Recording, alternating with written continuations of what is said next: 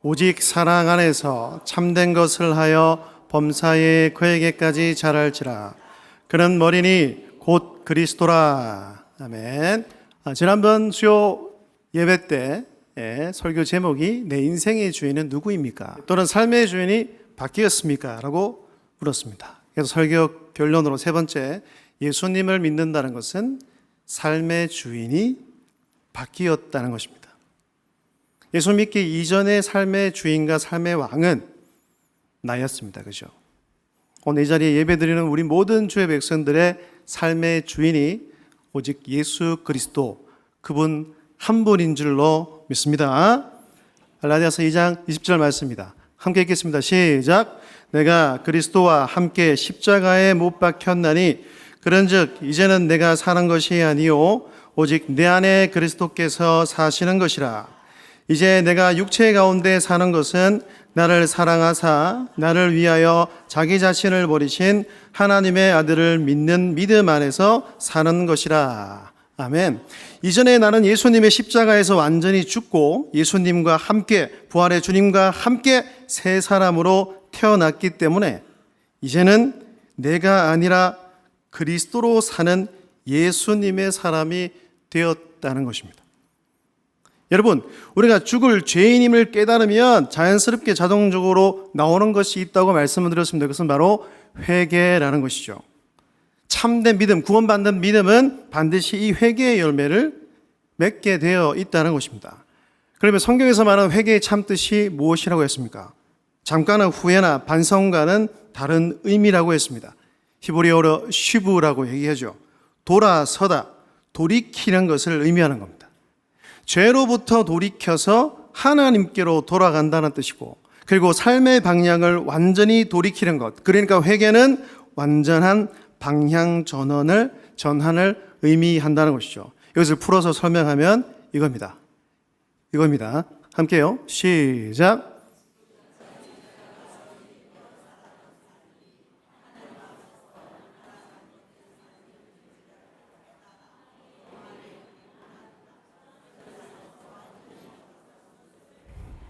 아멘. 지금까지 자기가 주인 되어 살았던 삶이 하나님 앞에서 얼마나 잘못된 삶이었는지를 깨달아 비통하게 여길 뿐만 아니라 그런 삶에서 완전히 돌아서는 것을 의미한다는 얘기입니다. 그래서 이것은 한 번만에 이루어지는 건 아닌 것 같아요. 쉽지가 않습니다. 예수님을 믿는데 분뜻분뜻 내가 주인 되어서 살고 하는 것들이 일어난다는 것은 저도 알고 여러분도 알고 있다는 얘기예요. 그래서 우리는 매일매일 십자가를 붙들고 살아야 됩니다. 날마다 내 정욕과 내 욕망을 그리스도 앞에 나가 죽여야 된다는 얘기예요. 내 모든 것을 그분께 다 맡기고 살아가 보십시오.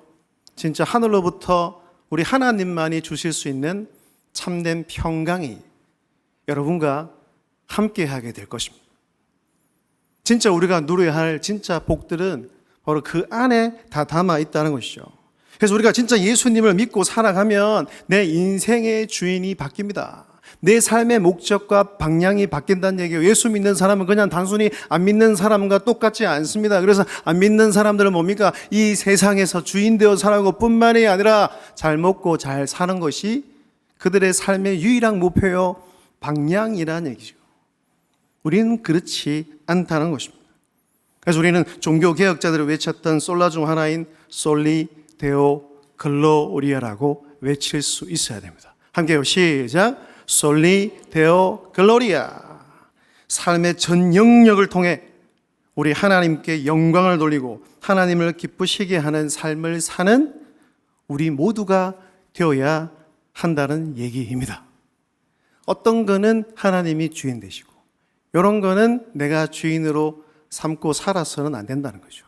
그래서 지난번 제가 자녀 이야기를 했잖아요. 저도 4명의 아이를 키우고 있지만 제일 안 내려지는 것 중에 하나가 바로 자녀이잖아요. 또 요즘은 그런 현상들이 더 심해지고 있습니다. 뭐 중등부도 봐도 그렇고 초등부 밑에 내려가면 내려갈수록 우리 교회는 자녀를 좀 많이 놓는 편이지만 세상에 나가면 안 놓거나 한 명을 낳고 사니까. 근데 교회에 와서도 똑같이 그렇게 부모가 대하고 부모가 가르치고 있다는 얘기입니다. 이 틀을 깨어야 됩니다. 그래서 이 뜨거운 7월달, 8월달에 성경 학교도 하고 성경 캠프도 하고 수련회도 하고 있지 않습니까?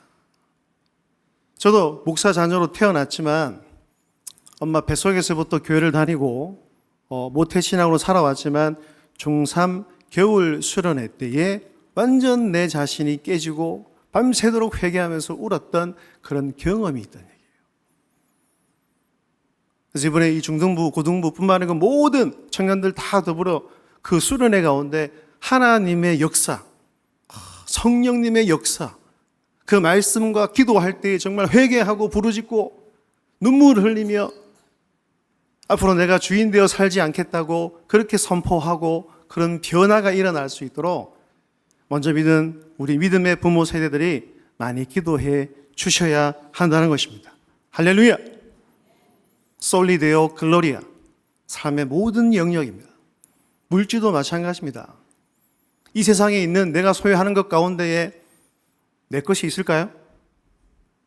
있을까요? 없습니다. 그런데 쉽지 않더라는 얘기예요. 목사도 쉽지 않더라는 얘기예요. 근데 살아가면서 여러분들이 내려놓는 연습을 너무 많이 하셔야 됩니다. 그리고 이것이 그냥 말로만 그치거나 구호로 끝나서는 안 된다는 얘기죠. 믿지 않는 이 사람들이 이 교회를 향하여 그리스도인들을 향하여 비판할 때 가장 많이 하는 것이 뭡니까? 입만 살아가지고 합니다. 말과 행동이 전혀 어울리지 않을 때 하는 말이 바로 이거란 얘기예요. 여러분 잘 기억하십시오. 삶이 변해야 진정한 그리스도인입니다. 진짜입니다. 믿음과 삶은 일치되어야 한다는 얘기예요. 믿음과 삶이 점점 일치되도록 가까워져야 한다는 얘기입니다. 내가 믿는 것과 내가 믿는 바와 내가 살아가는 모습과 살아가는 형태가 달라서는 안 됩니다. 그것을 우리 자녀들이 다 보고 있고 우리 자녀들이 제일 먼저 안다는 거예요. 우리 아빠, 우리 엄마는 진짜 이것 하나는 확실하게 지키는 사람입니다. 이거는 양보하지 않는다. 또 우리 아빠가 늘 강조하는 것 중에 하나가 정직해라. 응? 근데 세상이 뭡니까? 세상에 나가서 1등 해라, 이겨라, 성공해라, 경쟁해라. 근데 우리 그리스도인들 부모는 그렇게 해서는 안 된다는 얘기죠. 그걸 먼저 누가 실천하며 살아야 되나?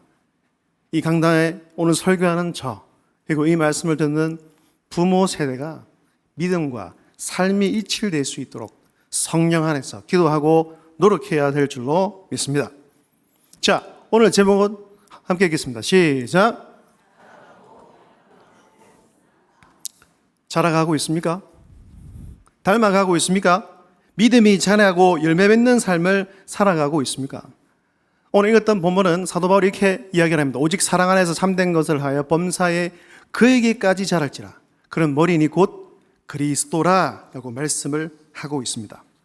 여러분, 우리 신앙 그리고 우리 신앙생활의 목표는 무엇일까요? 우리 신앙의 최종 목표, 가장 큰 목표는 무엇입니까? 함께 읽겠습니다. 시작. 예수님을 닮아가는 것이 우리 신앙의 가장 큰 목표이자 축복이다는 얘기예요. 기억하십시오. 내가 직분자가 되는 게 우리 삶의 목표가 아닙니다. 이 부목사는 담임 목사 되는 게 내 신앙의 큰 터널에서 가장 목표가 아니란 얘기예요. 장로가 되는 게, 권사가 되는 게 물론 하나님께서 만든 이 교회를 위해서 만든 제도이기 때문에 사모하고 그것을 위해 기도하는 건 좋지만 여러분들 신앙의 최종 목표, 가장 큰 목표는 될 수가 없다는 것을 반드시 기억하셔야 됩니다. 여러분, 제가 개인적으로 직분자에 대해서 참 많이 고민이 참 많습니다. 저도 말씀드린 대로 어릴 때부터 교회에서 컸고 교회에서 자랐고 교회에서 밥 먹었고 교회에서 공부를 했고 교회에서 뛰어놀았고 수많은 사람들을 지켜보고 살았는데 요즘 드는 생각은 과연 직분자가 교회를 위해서 필요한 게 맞는가? 라는 제 개인적으로 고민을 많이 하고 있습니다. 물론 다 잘하고 계시지만 여러분, 또는 그 직분을 사모하신 여러분, 왜 직분을 사모하십니까? 이거 먼저 직분자를 받은 모든 여러분, 직분을 잘 감당하고 있습니까? 그 직분은 이 몸된 교회를 위해서 하나님께서 주신 선물과도 같은 것임을 잊지 말아야 됩니다. 내가 잘나서 된 거 아닙니다. 오늘 제가 잘나서 설교를 하는 게 아니에요.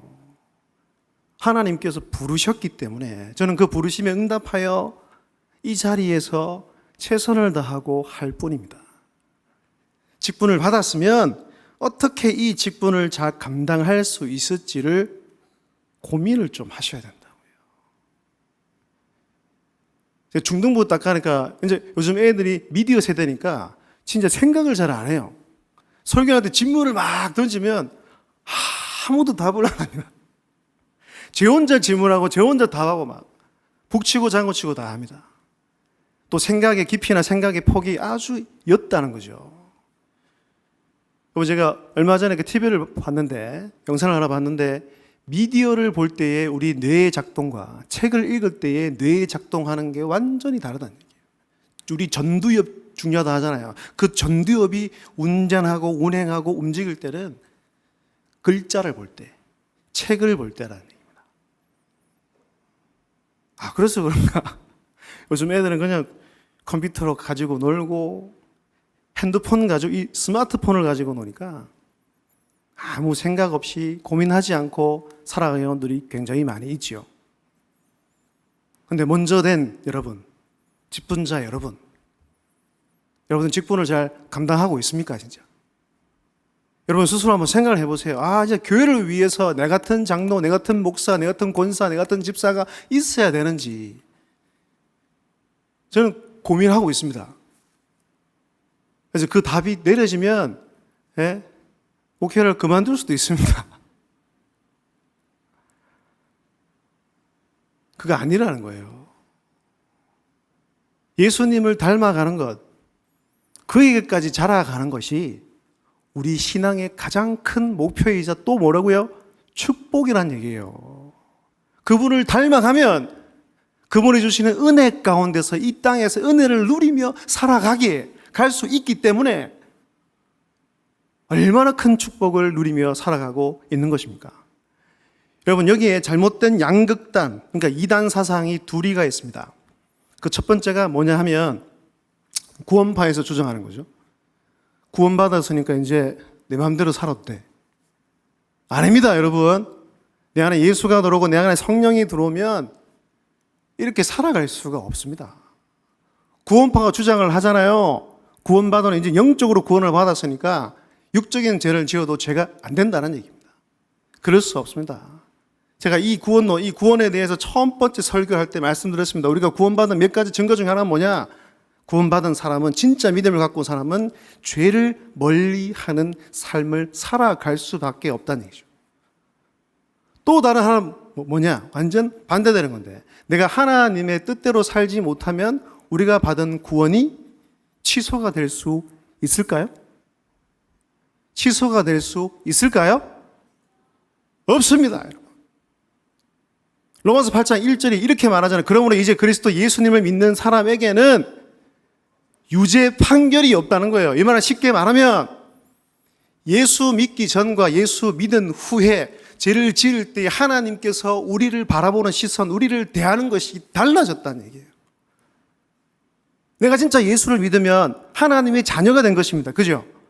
하나님의 자녀가 되었고 하나님의 백성으로 살아가고 그 위에 죄를 짓고 살아가면 여전히 나를 하나님의 백성으로 여기시고 하나님의 자녀로 여겨주신다는 것입니다. 할렐루야.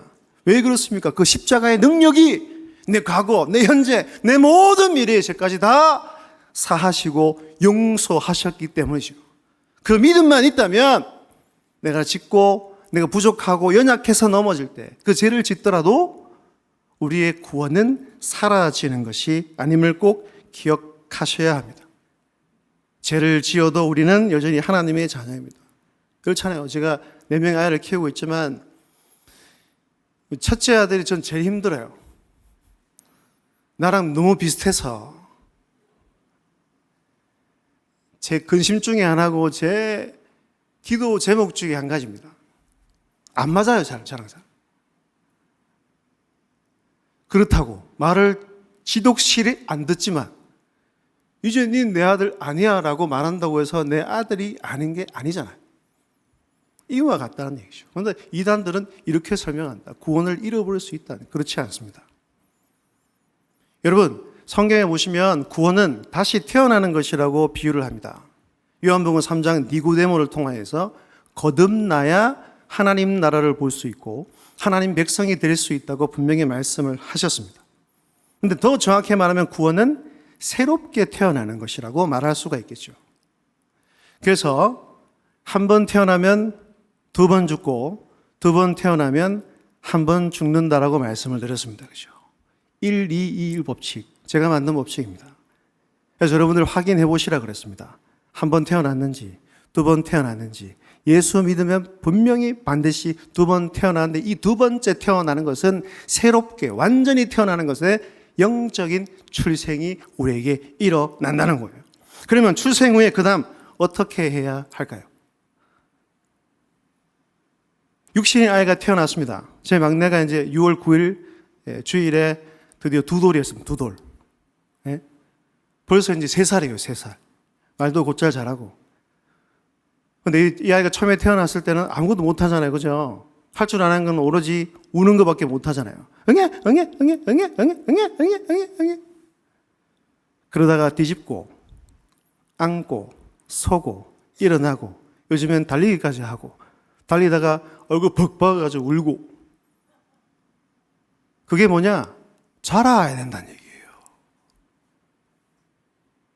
근데 육신의 이 출생만 자라남이나 성장이 있는 게 아니라는 얘기입니다.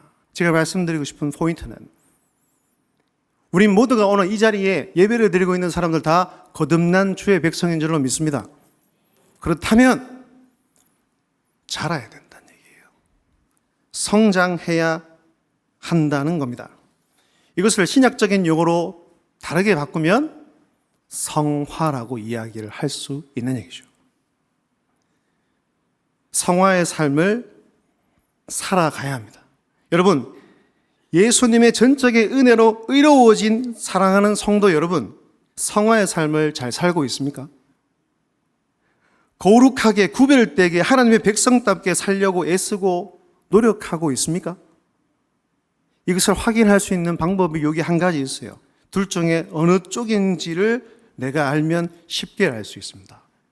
여러분들은 계속 변화되고 있습니까? 아니면 변질되고 있습니까? 성화의 삶을 살면 반드시 좋은 쪽으로 변화되고 있어야 한다는 얘기입니다. 작년의 나의 모습과 올해의 나의 모습, 그리고 올해를 지나고 내년의 나의 모습을 한번 되짚어보고 되돌아보시기를 바랍니다. 자신에게 물어봐야 합니다. 그래야 알 수 있다는 얘기죠. 그렇다면 두 번째, 언제 어디까지 자라고 닮아가야 할까요? 여러분, 신앙생활은 언제까지 해야 합니까? 이 지상에서 드리는 이 예배 언제까지 이루어져야 합니까? 그날까지. 주님이 오시는 그날, 내 개인의 어떤 종말이 맞는 주님을 만난 그날까지 이루어지는 것이기에 나의 자람과 나의 성장과 나의 성숙도 마찬가지고, 그리고 어디까지 자라가야 하느냐? 예수 그리스도. 예수 그리스도처럼 될 때까지 자라가야 한다는 것입니다. 그래서 그날까지, 그에게까지 계속해서 자라가는 것이 하나님의 뜻이고 명령임을 여러분들이 꼭 기억할 수 있기를 바랍니다. 어떤 분은 저한테 와서 얘기하면, 목사님, 제 나이가 70인데 이제 뭘 자라라고 얘기합니까? 어떤 분은 이제 제가 은퇴했는데요. 여러분, 이 신앙의 성숙과 신앙의 자람과 예수님을 닮아가는 것에 있어서는 나이하고는 상관이 없습니다. 잘 들으세요. 기억하세요. 육신의 자람과 성장은 한계가 있지만 영적인 자람과 성장은 한계가 없다는 것입니다. 그 위에 구절인 4장 13절을 보시면 온전한 사람을 이루어 그리스도의 장성한 분량이 충만한 데까지 이른다고 얘기를 하고 있잖아요. 이 말을 다르게 바꾸면 이 말은 우리의 모든 것이 하나도 빠짐없이 그 전부가 예수님처럼 되기까지 그것을 사모하고 추구하면서 계속적으로 자라가라는 이야기입니다. 자라가는 것을 소망하십시오. 다른 것을 소망하고 다른 것을 추구하기 이전에 내가 계속해서 그리스도까지 자라가고 우리 주님 오실 때까지 그 성장이 멈춰지지 않도록 주의 말씀과 기도하는 데 열심을 보이시고 예배에 최선을 다하는 우리 모든 주의 성도들이 다 될 수 있기를 주님의 이름으로 축복합니다. 여러분, 우리 교회 안에 어린아이 신앙에 머문 사람이 교회 안에 많다면 어떻게 될까요? 어린아이의 특징이 무엇입니까? 많지만 한 가지만 뭐냐면 지 밖에 몰라요. 양보나 용서나 배려나 그 사람을 위해서 헌신하는 것은 전혀 없다는 얘기죠. 근데 우리 교회 안에 이런 어린아이에 육신의 나이에 상관이 없습니다. 직분과도 상관이 없습니다. 여러분, 어린아이의 신앙에 머문 사람이 교회 안에 많다면 그 교회는 좋은 교회일까요? 아니다는 얘기예요. 여러분, 교회 안에 갈등과 분열과 아픔이 많이 생기는 이유는 그만큼 교회 안에 어린아이 신앙에 머물러 있으면서 자신이 어린 줄을 모르기 때문입니다. 그런 사람들이 많기 때문에 갈등과 분열과 아픔이 많이 일어나고 있다는 얘기죠. 미국의 폴 스티븐슨이라는 목사님이 자신의 그 저서 책에서 균형 잡힌 성도, 성숙한 성도가 되기 위해서 우리가 모든 성도들이 세 가지 여행을 가야 된답니다. 첫 번째 뭡니까? 위를 향한 여행이라는 얘기죠. 우리 위에 빈 누구가 있습니까? 하나님이시죠. 그러니까 하나님과의 관계가 계속해서 깊어져야 된다는 것을 얘기를 하고 있어요. 두 번째 뭡니까? 안으로 향한 여행이에요. 안으로 향한 여행은 뭡니까? 내 자신을 먼저 들여다볼 수 있는 여행을 해야 한다는 얘기죠. 세 번째 뭐예요? 밖으로 향한 여행입니다. 하나님 관계가 더 깊어지고 내 자신을 늘 점검하고 자신의 스스로를 잘 들어볼 줄 아는 것이 신앙임을 아는 사람들이, 그런 성도가 밖으로 나가서 세상의 빛과 세상의 소금으로 살아내는 그런 여행을 해야 한다는 얘기죠. 이 세 가지 여행을 잘하고 이 세 가지 여행을 매듭을 잘 짓는 사람이 균형 잡힌 성도, 성숙한 성도라고 이야기를 하고 있다는 것입니다. 그럼 마지막으로 우리는 어떤 것을, 어느 부분을 닮아가야 할까요? 3번입니다. 함께 읽겠습니다. 시작. 무엇보다 그리스도의 인격, 성품을 닮아가야 할 줄로 믿습니다. 갈라디아서 5장 22절 23절입니다. 함께 읽겠습니다. 시작. 오직 성령의 열매는 실학과 화평과 오래 참음과 자비와 양성과 충성과 온유와 절제니 이 같은 것을 금지할 법이 없느니라. 아멘. 여러분, 이 성령의 9가지 열매, 인격 또는 성품 또는 성숙의 열매라고 하는 이 9가지 열매가 여러분의 삶의 현장 가운데서 잘 나타나고 드러나고 있습니까?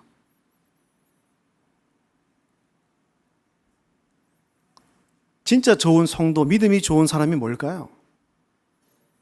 예수님의 인격, 그분의 성품을 닮아가는 것임을 기억하시기를 바랍니다. 여러분, 그 사람의 됨됨이를 알 수 있는 가장 대표적인 영역이 무엇일까요? 제 생각에는 말입니다. 말과 또 하나를 더 붙이자면 사람을 대하는 태도에서 그 사람이 성숙한 신앙인인지 그렇지 못한 신앙인인지를 알 수 있다는 얘기예요. 이건 제 개인적인 생각인데, 시간이 가면 갈수록, 세월이 흐르면 흐를수록, 신앙생활을 하면 할수록 더 많이, 이게 더 많이 와닿는다는 얘기예요. 여러분, 우리 입에서 나오는 것이 우리의 그릇이고 우리의 인격입니다. 우린 다 알잖아요. 한 번 뱉은 말은 절대로 주어 담을 수가 없다는 얘기예요. 성경을 잘 읽어보십시오. 우리가 보고 있는 에베소서의 말씀을 보면 4장 이후로, 특히 4장 17절 말씀 이후로 구원받은 이후에 진짜 구원받은 백성들이 어떻게 살고 어떤 변화가 일어나야 되는지에 대해서 아주 자세하게 설명을 해놓았습니다. 에베소서 말씀뿐만이 아닙니다. 어떻게 살아야 할지에 대해서 말씀을 기록해 놓은 모든 부분, 거의 대부분은 빠지지 않는 것 중에 하나가 바로 우리의 언어라고 이야기를 하고 있다는 얘기예요. 그러니까 제가 좋아하는 성경 구절 에베소 4장 29절에서 이렇게 말합니다. 함께요. 시작. 무릇 더러운 말은 너희 입 밖에도 내지 말고 오직 덕을 세우는데 소용되는 대로 선한 말을 하여 듣는 자들에게 은혜를 끼치게 하라. 아멘. 오늘 다 까먹어도 오늘 이 성경 구절 하나 우리 마음에 심고 갑시다. 더러운 말은 너희 입 밖에도 내지 말랍니다. 그러니까 오직 덕을 세우는데 소용되는 대로, 다르게 바꾸면 기회가 있는 대로 선한 말을 하는데, 그것은 오직 덕을 세우고 듣는 자들에게 무엇을 끼친다고요? 은혜를 끼치게 하라는 얘기예요. 은혜가 안 되는 말은 하면 됩니까? 안 됩니까? 안 된다는 얘기예요. 특히 주일 예배 오셨을 때 예배 드리고 식당에 같이 교제를 나누시고 기간 모임하시고 구역 모임하시고 하시잖아요. 그럴 때 예배 은혜 많이 받았는데 우리가 인간 간의 교제를 나누면서 은혜를 까먹을 때가 너무 많이 있더라는 얘기예요. 그게서 어디서 오냐? 우리의 말, 우리의 언어에서 올 때가 굉장히 많이 있다는 것입니다. 제가 좋아하는 성경 구절 읽고 오늘 설교 마치도록 하겠습니다. 요한복음 13장 34절 35절입니다. 시작. 새 계명을 너에게 주노니 서로 사랑하라. 내가 너희를 사랑한 것 같이 너희도 서로 사랑하라. 너희가 서로 사랑하면 이로써 모든 사람이 너희가 내 제자인 줄 알리라. 또요. 시작. 누가 하나님을 사랑한다고 하면서 자기 형제를 미워하면 그는 거짓말장애입니다. 보이는 자기 형제 자매를 사랑하지 않는 사람이 보이지 않는 하나님을 사랑할 수 없습니다. 아멘. 여러분, 성경의 9가지 열매의 가장 첫 번째 열매가 무엇입니까? 사랑입니다. 사랑, 사랑. 우리 예수님께서 죽기 직전에 바로 그 전날에 강조하고 또 이 새로운 계명은 완전히 새로운 계명이 아닙니다. 구약계부터 계속 강조되었던 예수님께서 계속 반복적으로 중요하다고 말씀하셨던 그 계명을 한 단어로 바꾸면 서로 사랑하라라는 얘기를 하고 있는 거예요. 서로 사랑하면 이로써 모든 사람이 너희가 내 제자인 줄을 알겠다고 말하고 있잖아요. 사랑하는 모든 민족교회, 존경하는 모든 민족교회 성도 여러분, 우리는 이 교회에 같은 부르심을 받고 오늘 이 자리에 나왔습니다. 옆에 있는 형제 얼굴, 자매의 얼굴을 바라보십시오. 우리끼리도 사랑하지 못하는데 우리가 나가서 어떻게 거룩한 삶을 살아갈 수 있으며 구별된 삶을 살아갈 수 있겠냐는 거예요. 내 옆에 있고 나랑 같이 가장 오랜 시간을 보내는 내 남편, 내 아내, 내 자녀도 사랑하지 못하면서 하나님을 사랑한다, 하나님을 존경한다, 하나님을 섬긴다는 것, 성경 말씀대로 말하면 거짓말하는 것이라고 분명히 얘기하고 있지 않습니까? 제발 말 조심합시다. 인격의 척도입니다, 진짜. 그 사람 됨됨이 척도가 우리가 하는 말이라고요. 나보다 나이가 어리다고, 직분이 없다고 해서 무시해서는 안 됩니다. 청년들을 대할 때도요, 여러분, 막말하거나 막대해서는 안 됩니다. 특히 교회 안에서는 말이죠. 우리는 믿음의 공동체이지만 동시에 사랑의 공동체라는 사실을 잊지 말아야 합니다. 우리가 서로 사랑하며 살면 우리 하나님이 제일 기뻐하신다고. 그래서 우리가 사랑하는 공동체가 되어 세상에 나가 사랑하는 모습을 보여줄 때 진짜 저 교회, 저 성도, 저 사람은 다르구나 느끼지지 않겠습니까? 여러분, 왜 교회가 매력이 없습니까? 시대에 뒤처지기 때문일 수도 있겠죠. 저는 그렇게 생각하지 않습니다. 사랑이 없기 때문이에요. 예수 그리스도의 그 십자가의 사랑을 우리가 이 교회 안에서 먼저 실천하지 않으니 여전히 이 교회 가운데서도 경쟁하고 서로 미워하고 질투하고 시기하고 그렇게 하면 안 된다는 얘기예요. 서로 사랑해야 내 제자라고 인정해주고 이 세상에 나가서 그렇게 살아갈 때에 하나님의 놀라운 그 주의 복음이 여러분들을 통하여서 온전하게 전파되고 전달될 줄로 믿습니다. 그래서 남은 3일 동안도 예수님 사랑, 예수님 자랑, 예수의 사랑으로 온전히 잘 살아내는 저와 여러분 모두가 다 될 수 있기를 주님의 이름으로 축복합니다.